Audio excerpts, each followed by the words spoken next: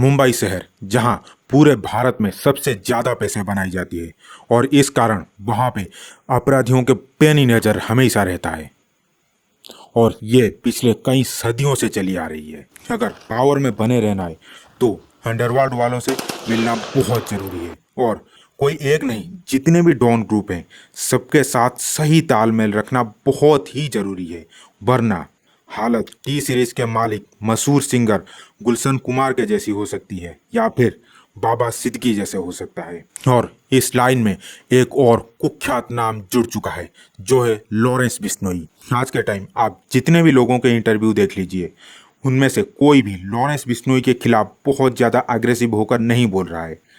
चाहे वो कोई एसपी, डीएसपी या कितने भी बड़े नेता हो, सबके दिल में डर तो है। भले ही वो प्रधानमंत्री जी को भला बुरा बोल देंगे, पर लॉरेंस बिश्नोई के खिलाफ कोई भी नहीं बोल रहा।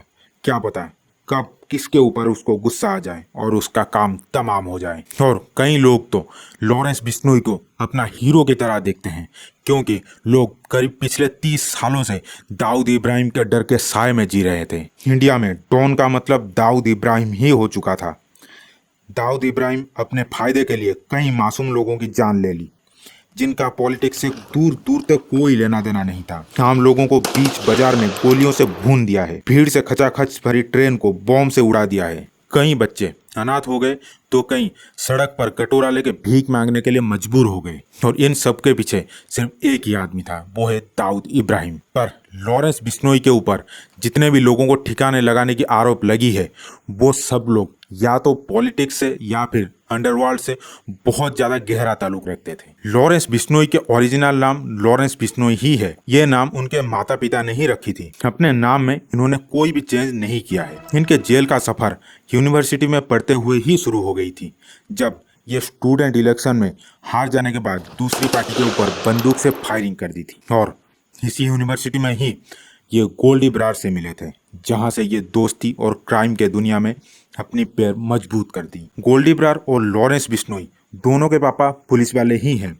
हालांकि बिश्नोई जब सिर्फ 4 साल का था, तब बिश्नोई के पापा पुलिस की नौकरी छोड़कर अपनी पुश्तैनी जमीन पर खेती करने का फैसला कर चुके थे। जेल जाने के बाद एक बार लॉरेंस बिश्नोई पुलिस के चुंगल से भागकर नेपाल चला गया था और फिर वहां से हथियार लेकर वापस इंडिया लौटा था, पर पुलिस ने उसे वापस अपनी गिरफ्त में ले ली थी।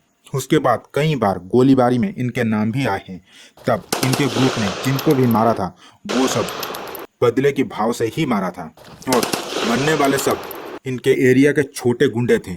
लेकिन ये मीडिया पे तब मशहूर हुआ जब इसने 2018 में सलमान खान को ही मारने की धमकी दे दी। मीडिया में इसकी चर्चा तो हुई, पर लोगों ने इसको एक गीदड़ धमकी समझ ली। पर जब इसने पंजाब के मशहूर सिंगर सिद्धू मूसेवाला को सरेआम गोली मारी थी, तब ये इंडिया के टॉप डॉन में शामिल हो चुका था। उसके बाद ये कई बड़े पावरफुल लोगों के लिए विलन बन चुका था, तो कई साधारण लोगों के लिए हीरो बन गया था। सिद्धू कांड के बाद खास करके यंग लोगों के बीच ये बहुत ज़्यादा पॉपुलर हो गया। जब सिद्धू मूसेवाला को गोली मारी गई थी, तब सिद्धू अपने कैरियर के टॉप में थे। हर किसी के मोबाइल में उनका गाना बजता था। पर इस कांड के वजह से लॉरेंस बिश्नोई को इंडिया का बच्चा बच्चा तक जान गया। इसके बाद सलमान खान के घर पर गोलीबारी की भी रिपोर्ट आई, तो पुलिस ने सलमान खान को फुल सिक्योरिटी दे दी। सलमान खान का बाहर खुले में निकलना बिल्कुल पूरी तरह से बंद हो गया। जहां वो पहले मुंबई के सड़कों पर साइकिल में निकल जाया करते थे और बालकोनी में आके अपने चाहने वालों को दर्शन देते थे, अब वो सब कुछ बिल्कुल बंद। 2023 में लॉरेंस बिश्नोई ने एबीपी न्यूज चैनल को एक वीडियो कॉल के जरिए जेल के अंदर से ही इंटरव्यू दिया था और उसमें यह बताया था कि सिद्धू मूसेवाला भारत को तोड़ने वाले लोगों के साथ काम करता है, मेनली खालिस्तानी समर्थक, जो कि पंजाब राज्य को इंडिया से तोड़कर एक नया देश बनाना चाहते हैं और ऐसी लोगों से ये बहुत ज़्यादा नफरत करता है।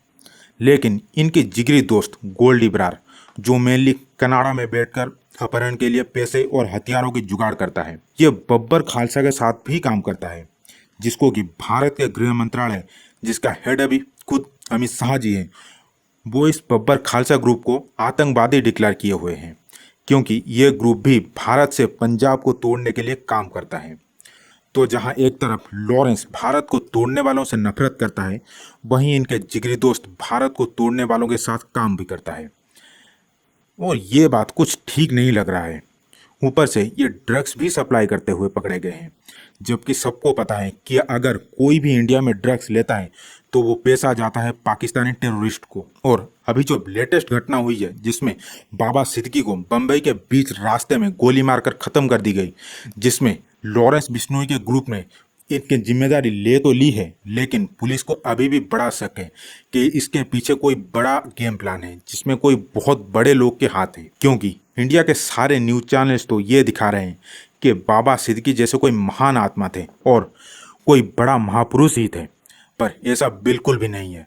बाबा सिर्फ इनका नाम था जो कि इनके माँ बाप ने रखी थी। बाकी इनके ऊपर दुनिया भर की घोटाले की चार्जेस हैं। इनके पास करीब 450 करोड़ की संपत्ति है जो कि मुंबई के पॉश इलाका बांद्रा में है, जहां से ये खुद एमएलए का चुनाव लड़के जीते भी हैं। और इन्होंने मुंबई के झुग्गी बस्तियों का विकास करने के नाम पे 2000 करोड़ का ठगी भी करी है। और ये तो सिर्फ रिपोर्ट है, बाकी ये सलमान खान, शाहरुख खान, संजय दत्त के बड़े करीब थे। और बाबा सिद्दीकी के घर पे बड़े बड़े पार्टियां रखी जाती थी, उसमें ये सब बड़े बड़े बॉलीवुड स्टार्स भी आते थे। और जहां बॉलीवुड स्टार्स के कदम हो वहां अंडरवर्ल्ड की मौजूदगी ना हो, ऐसा कभी हो नहीं सकता। हालांकि ये सिर्फ लोगों का कहना है कि इनके अंडरवर्ल्ड के डॉन दाऊद इब्राहिम के साथ बड़े गहरे रिश्ते थे, पर इसकी कभी पुष्टि नहीं हो पाई। पर क्योंकि ये कांड महाराष्ट्र के चुनाव के ठीक पहले हुई है, तो इसमें कोई बड़ा आदमी शामिल भी हो सकता है ताकि इलेक्शन के नतीजों पर कोई बड़ा असर डाल सके और किसी बड़े पार्टी को कोई विशेष फायदा पहुंचाया जा सके। बाकी लॉरेंस बिश्नोई तो